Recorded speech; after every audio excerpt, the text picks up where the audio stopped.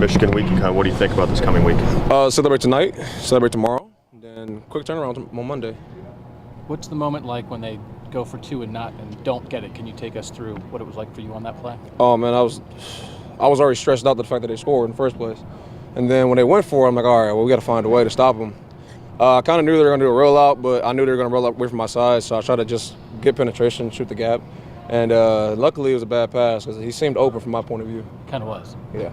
So we understand the idea. Of course you won. You guys have 10 wins, and there's not many teams in this country with 10 wins. Right. But you've been part of defenses here that stop people, right? Yeah. You've been part of defenses here that when the going got tough in the second half, you shut them down. You had a couple instances late in the game here. They scored in overtime, they scored in regulation. Yeah. Just what's different?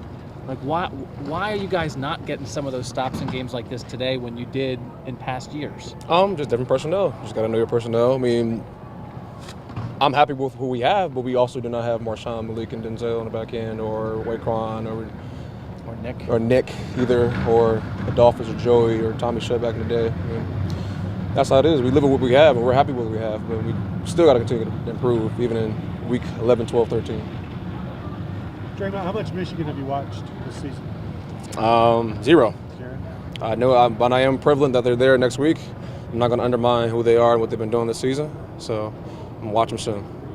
All right, let me ask this. You just named off a bunch of NFL guys who were gone. We know what happens in a place like this. Is there some part of it that you look at the talent that's been here the last couple years and that maybe you don't have as many guys like that on this team? No offense to anybody on this team, but yet you still have 10 wins. Is there something to the idea of we're 10-1 and we don't have Nick Bosa and we don't have Malik Hooker, who's one of the best safeties in college football? You know what I mean? Yeah.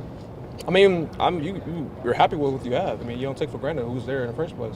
I mean, we do understand. I mean, those are like, once in a lifetime type players. Absolutely. I mean, they're top tier first round type players. I mean, you lose them, it has an effect. But we have the potential. We have potential guys that can elevate to that level, and we got to just push them and just push through any hiccups that we have.